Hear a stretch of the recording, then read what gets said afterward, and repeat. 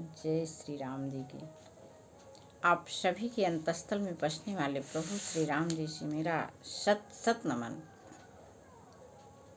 और भगवान श्री राम के रूप में आप सभी से भी मेरा सत सत नमन। हम लोग एक दूसरे के लिए राम ही हैं और ऐसा मान करके यदि हम एक दूसरे से बर्ताव करते हैं तो हमारे लिए गलतियों का अवसर बिल्कुल कम हो जाता है। फिर हमसे गलतियां नहीं होंगी। यही है रामचरितमानस पाठ का मूल तत्व। वरना हम हमेशा रामचरितमानस पाठ करते रहें, कथा भागवत सुनते रहें और हमारी अधिकतर समस्याएं वो जस की तस बनी रहती हैं। हम लोग इस बात पर हम सभी को सोचना चाहिए कि जब हम भगवान श्री राम को इतना मानते हैं, उनकी पूजा करते हैं और कहते भी हैं हमेशा मुँह से कि भैया भगवान तो सबके हृदय में बसत है, सबके मन में राम बसा है, उसके बाद भी हम लोग बर्ताव ऐसा नहीं करते हैं। आइए देखते हैं हम लोग कि कैसे विश्वनाथ भगवान शिव जी भी भगवान श्री राम से कितना प्रेम करते थे। उन्हीं के ध्यान में वे हमेशा लीन रहते थे। और सत्य तो यही है कि भगवान शिव के चरणों में निष्कपट निर्छल प्रेम ही राम भक्ति है। तो इस तरह से शिव चरित पढ़ते हुए शिव महिमा या शिव बारात, अभी इसके पहले इसका प्रसंग चल रहा था, भगवान शिव जी और माता पार्वती के विवाह का वर्णन चल रहा था। इसी प्रसंग में हम लोग जानते हैं कि भगवान शिव जी किस प्रकार भगवान श्री राम की भक्ति में हमेशा लीन रहते थे। और हम शिव जी की भी भक्ति करें या भगवान श्री राम की भक्ति करें, दोनों एक ही है। इसी प्रकार भगवान शिव जी और भगवान रामचंद्र जी हम में बसे हैं और हम उनमें बसे हैं। तो हम लोग भी एक दूसरे को वैसा ही देखें तो हमें किसी में गलतियां नहीं दिखाई देंगी, फिर सबके गुण ही गुण हम लोगों को दिखेंगे। चलिए देखते हैं। भगवान शिव जी का विवाह हो चला है। माता पार्वती की विदाई करा करके अब वे घर जा रहे हैं। चलिए हम लोग सुनते हैं। जननी बहुरी मिली चली उचित आशीष सब काहू दई, फिर फिर बिलोकति मातु तन तब सखी लय शिव पही गई। जाचक सकल संतोष शंकर उमा सहित भवन चले, सब अमर हर्षे सुमन बरसी निशान नभ बाजे भले। पार्वती जी माता से फिर मिलकर के चली। सब किसी ने उन्हें योग्य आशीर्वाद दिया। पार्वती जी फिर माता की ओर देखती जाती हैं। ऐसा ही होता है जब लड़कियां मायके से ससुराल जाने लगती हैं तो मुड़ मुड़ करके बार बार अपना मायका देखने का मन कहता रहता है। कारण होता है कि वहीं पर जन्म से अब तक का समय व्यतीत हुआ रहता है और उसे छोड़ना साधारण नहीं रहता है। वही चीज माँ पार्वती के साथ भी हो रही है। वे फिर माता की ओर देखती जाती थीं। तब सखियां उन्हें शिव जी के पास ले गईं। महादेव जी सब याचकों को संतुष्ट कर पार्वती के साथ घर कैलाश को चले। सब देवता प्रसन्न होकर फूलों की वर्षा करने लगे और आकाश में सुंदर नगाड़े बजने लगे। यह क्षण ही ऐसा है अद्भुत कि जब बेटी दामाद घर से निकलते हैं, वो बड़ा सुखमय क्षण होता है, एक दूसरे से मिल जाने का और एक रचना से एक रचनाकार में बदल जाने का समय होता है। अभी तक जो लड़की का रूप था, अब वो उसका रूप बदल गया। तो ये क्षण बड़ा अद्भुत होता है। इसमें सभी के मन में उत्साह, उमंग और उल्लास होता ही है। वही चीज पार्वती जी के साथ भी हो रहा है। चले संग हिमवंत तब पहुँचावन अति हेत, विविधि भांति परितोष कर विदा कीन्ह वृक्ष खेत। हिमवान अत्यंत प्रेम से शिव जी को पहुंचाने के लिए चले, लेकिन शिव जी ने बहुत तरह से उन्हें संतोष करा करके कहा कि अब आप जाइए, संतुष्ट रहिए, आपकी कन्या मेरे साथ सुखी रहेगी। ऐसा ही हर वर के मन में ऐसी भावना हो, वो अपने कर्तव्यों का बोध हो उसके मन में, वो अपने ससुराल पक्ष के हर सदस्य को संतुष्ट करे कि आप संतुष्ट रहिए, ये खुश रहेंगी मेरे साथ। और इतना ज़्यादा इस तरीके का भाव हो कि उस भाव में फिर संदेह की या किसी अन्य की कोई आशा न हो। ये सब हमारे ग्रंथों में लिखा होता है, इसके तरीके होते हैं। अब हम इन ग्रंथों से तो दूर होते चले जा रहे हैं, इसीलिए तमाम समाज के विवाद भी बढ़ते जा रहे हैं। आइए हम लोग जुड़ते हैं, रामचरितमानस की कथा सुनते हैं और अपने घर परिवार को सुखी समृद्ध बनाते हैं। तुरत भवन आए गिरिराई, सकल शैल सर लिए बुलाई, आदर दान विनय बहुमाना, सब कर विदा कीन्ह हिमवाना। पर्वतराज हिमालय तुरंत घर आए और उन्होंने सब पर्वतों और सरोवरों को बुलाया। हिमवान ने आदर, दान, विनय और बहुत सम्मान पूर्वक सबकी विदाई की। ये बड़ा ही खुशी का क्षण होता है कि जब किसी को कुछ देने का अवसर आए, और उस देने में भाव कैसा होना चाहिए, जो है आदर, दान, विनय और बहुत सम्मान पूर्वक विदाई की। हिमवान ने सभी को खूब आदर दिया, दान दिया, विनय पूर्वक जो है और सम्मान दे करके उनको विदा किया। हम सब के अंदर भी जिस दिन यह देने का भाव आ जाएगा, वास्तविक गुण ये हैं हमारे वैदिक साहित्य के, रामचरितमानस और रामायण की, ऐसे ही इनको रोज पढ़ना और सुनना नहीं है, इनके गुणों को धारण करना है। देखिए क्या कहा जा रहा है, कैसे देते समय हमारे अंदर कितने बड़प्पन का भाव आ जाता है। कहा जा रहा है सब पर्वतों और सरोवरों को बुलाया, और बुला करके हिमवान ने आदर, दान, विनय और बहुत सम्मान पूर्वक सबकी विदाई की। जब ही शंभु कैलाश ही आए, सुर सब निज निज लोक सिधाए, जगत मातु पितु शंभु भवानी, तेहि श्रृंगार न कहूँ बखानी। जब शिव जी कैलाश पर्वत पर पहुँचे तो सारे देवता जो उनके बाराती बने थे सब अब अपने अपने लोक को चले गए। और तुलसीदास जी फिर क्या कह रहे हैं कि पार्वती जी और शिव जी जगत के माता पिता हैं, इसलिए मैं उनके श्रृंगार का वर्णन अब आगे नहीं कर सकता। इतनी दूर तक उन्होंने किया, उन्होंने कहा अब आगे मैं नहीं कर सकता।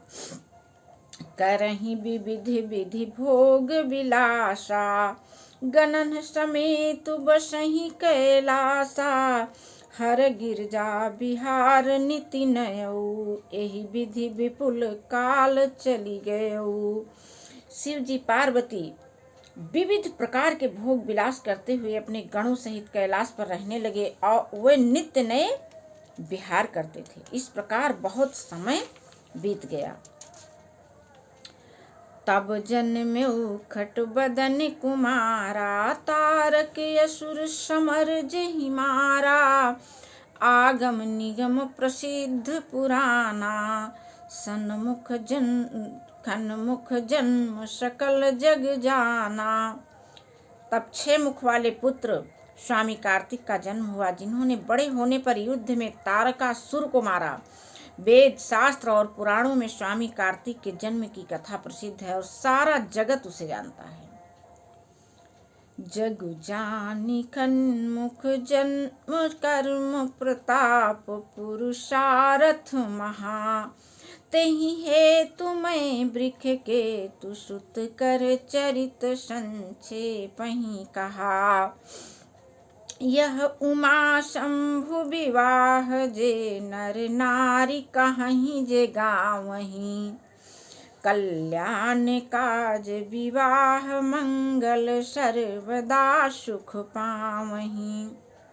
षडानन स्वामी कार्तिकेय को कहा जाता है कि जन्म, कर्म, प्रताप और महान पुरुषार्थ को सारा जगत जानता है। इसलिए मैंने बृहकेत शिव जी के पुत्र का चरित्र संक्षेप में कहा, ऐसा तुलसीदास जी कह रहे हैं। शिव पार्वती के विवाह की इस कथा को जो स्त्री पुरुष कहेंगे और सुनेंगे, वे कल्याण के कार्यों और विवाह आदि मंगलों में सदा सुख पाएंगे। अब ऐसे ही हम लोग ये मान लेते हैं, यही सोच सोच करके हम पढ़ते सुनते भी हैं, लेकिन बस सुनना और कहना भर नहीं है। एक यह भी अपने आप में एक सवाल है। जैसे सवाल को हम कुछ सूत्रों के द्वारा, कुछ सिद्धांतों के द्वारा हल करते हैं, वैसे ही जब हम इस सवाल को भी हल करेंगे, भगवान शिव और पार्वती के विवाह रूप का सवाल, तब ही हमारे जीवन में या आजकल जो भी वैवाहिक संबंधी दिक्कतें आ रही हैं, सब स्वतः सुलझने लगेंगी। इसका मुख्य सबसे बड़ा संदेश जो है वह है एक दूसरे के प्रति समर्पण, प्रतिद्वंदिता की भावना बिल्कुल नहीं, जो आज की बिल्कुल सर्वोपरि हो गई है प्रतिद्वंदिता। हर लड़की कहती है कि मैं कम नहीं हूँ। वास्तविकता ये है कि कम होने की और ज़्यादा होने की यहाँ पर ज़रूरत ही नहीं। सवाल कम ज़्यादा का नहीं है, सवाल है पूरकता का।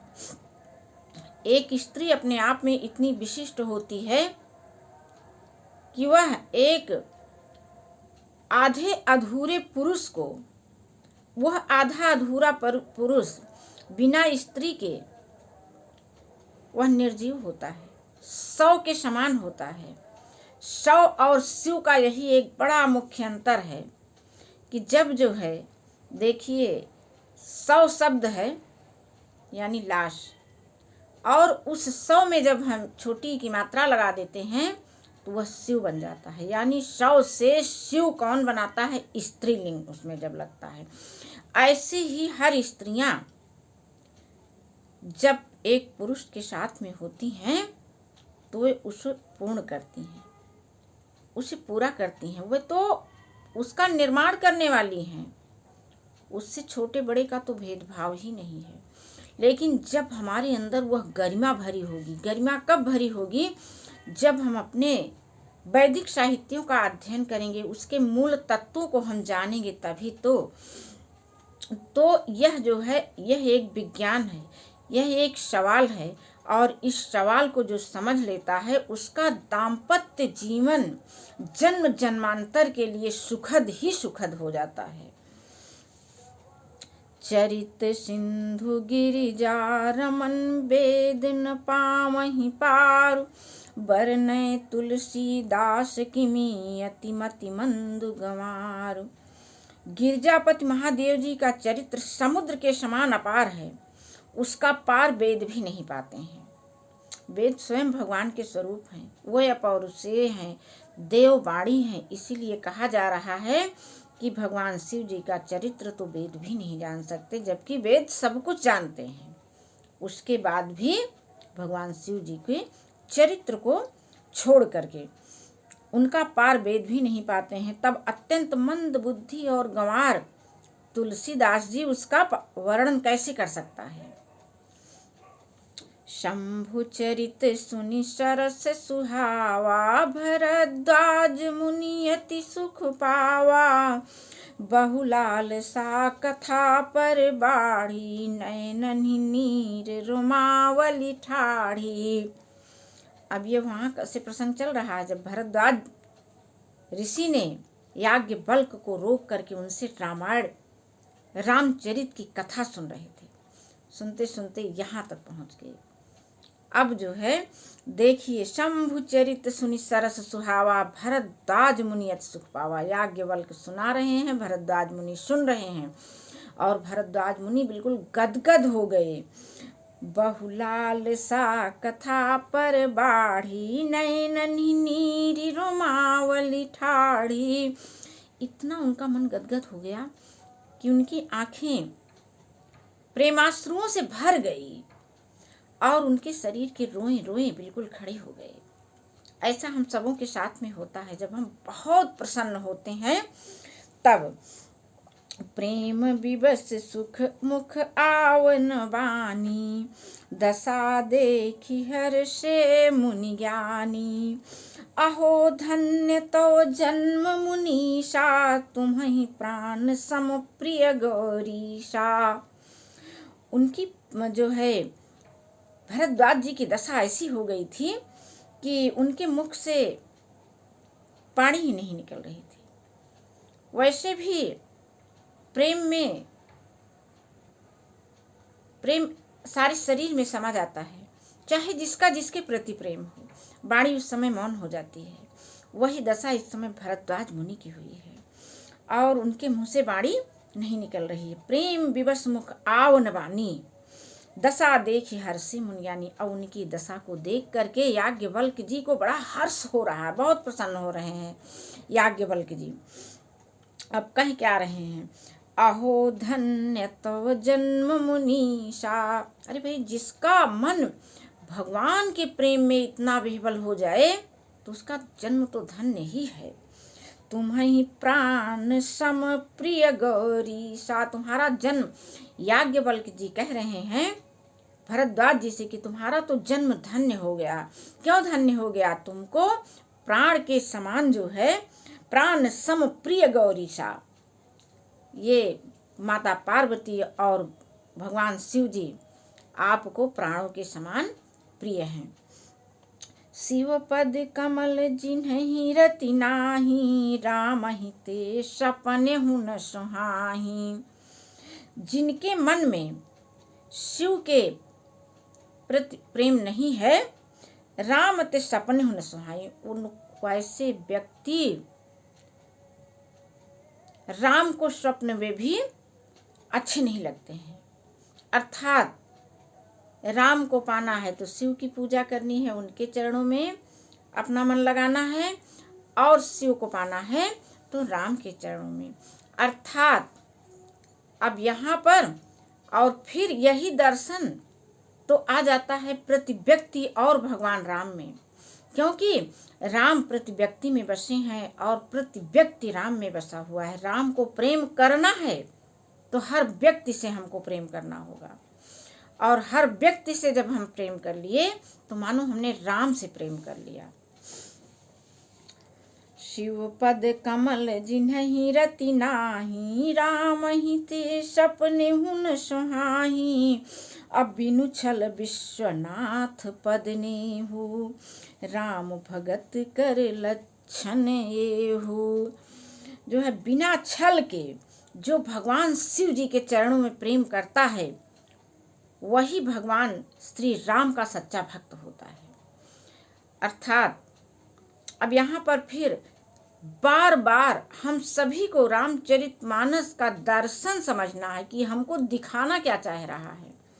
इसमें हमको यह एक शीशे के समान है, जो है जैसे शीशे में अपना चित्र दिखता है, ऐसे ही रामचरितमानस भी एक दर्पण है, और इसमें हमारे जीवन रूपी सुखद भविष्य की सारा चित्र दिख जाता है। सुखद भविष्य का चित्र का अर्थ होता है कि जब भगवान रामचंद्र जी और शिव जी एक दूसरे में समाये हुए हैं और उनमें समाई हुई है पूरी सृष्टि, और वे समाये हैं हम सब में, तो फिर कहाँ भेद है एक मानव से एक मानव में।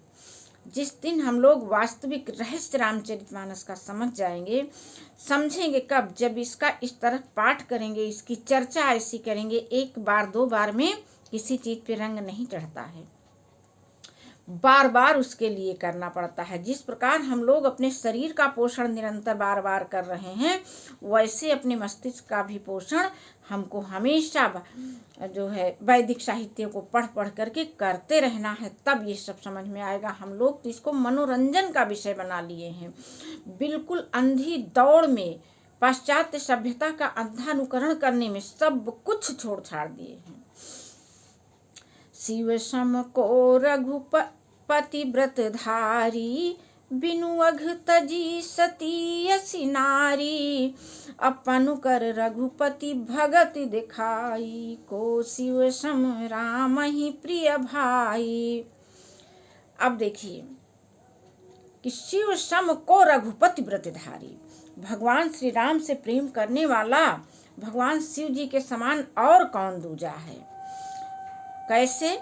बिन वघ तजी सती असी नारी, बिना किसी अपराध के उन्होंने माता पार्वती, जो जन्म जन्मांतर सतीत्व में ही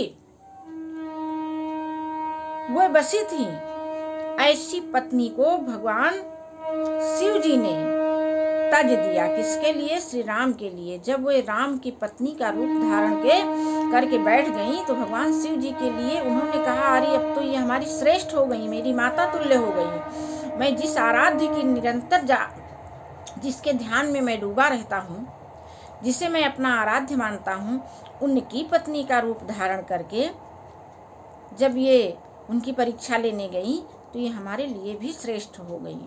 ऐसा मान करके उन्होंने सती का परित्याग कर दिया था। अब यह तो हुई हम सबको दिखाने के लिए लीला, और तो वे एक दूसरे से गुथे ही हुए थे जन्म जन्मांतर के लिए।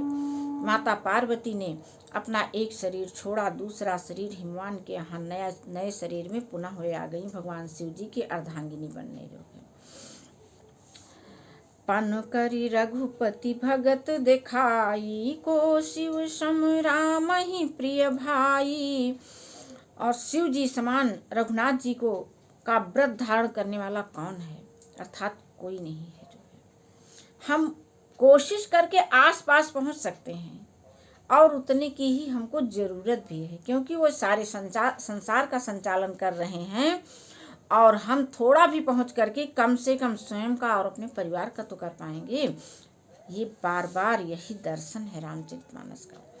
प्रथम ही मैं कही शिव चरित बूझा, मरम तुम्हार, सुचि सेवक तुम राम के, रहित समस्त विकार।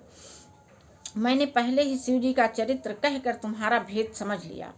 तुम श्री रामचंद्र जी के पवित्र सेवक हो और समस्त दोषों से रहित हो। यह बात कौन कह रहा है? याज्ञवल्क्य जी कह रहे हैं, भरद्वाज ऋषि से कह रहे हैं कि मैं जाना तुम्हार गुणशीला, कहु सुनहु अब रघुपति लीला, सुन मुनि आज समागम तोरे, कहीं न जाई जस सुख मन मोरे। वास्तव में जब इस कथा की अनुभूति करने वाला, इसको पूरी तरह से मानने वाला, सारे संसार को राममय देखने वाला, सारे संसार को राम की तरह पूजने वाला, सारे संसार के सुख की कामना करने वाला व्यक्ति जब राम की कथा सुन रहा होता है, तो सुनाने वाले को उससे अधिक सुख मिल रहा होता है। अर्थात दोनों एक दूसरे से अधिक सुख पा रहे हैं। सुनने वाला सुनाने वाले से ज्यादा पा रहा है, और सुनाने वाला सुनने वाले से ज्यादा सुख पा रहा है। राम की कथा होती है ऐसी जो है, और जब इस कथा में संपूर्ण संसार के कल्याण की भावना निहित होती है, ऐसा आचरण करने का संकल्प बार बार मेरे मन में आ रहा होता है, तब हमारे लिए राम भगवान हैं और राम कथा है। अन्यथा ये हमारे ऊपर भी हमको छू नहीं जाती है, बस ऐसे आती है और चली जाती है। और इसी का परिणाम है कि हम लोग आज अशांति और असंतोष बढ़ता जा रहा है सभी के जीवन में, और वह एक पूरी तरह से सामाजिक व्याधि के रूप में पनपता चला जा रहा है। आइए रामचरितमानस का पूरी तरह से अनुकरण करते हैं, और रामचरितमानस को हम लोग इनके गुणों को धारण करते हैं। रामचरित यति अमित मुनीषा, कहि न सकहि शतकोटि अहीषा। तदपि जथा श्रुत कहूँ बखानी, सुमिर गिरापति प्रभु धनु पानी।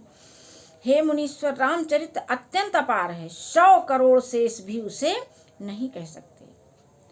अर्थात यह असीम है, अनंत है, अगाध है। क्या राम की कथा, इसको कोई कह सुन नहीं सकता है। बस कहना सुनना इसलिए है थोड़ा सा हम पा जाएं अपनी दिनचर्या को, अपने दिनचर्या को संयमित करने के लिए, अपने परिवार को सुखी करने के लिए।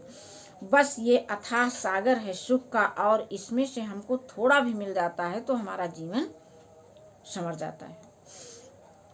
तदपि जथा श्रुत कहूँ बखानी, सुमिरि गिरापति प्रभु धनु पानी। कह रहे हैं कि तथा हे मुनीश्वर, रामचरित्र अत्यंत अपार है, 100 करोड़ शेष भी उसे नहीं कह सकते हैं।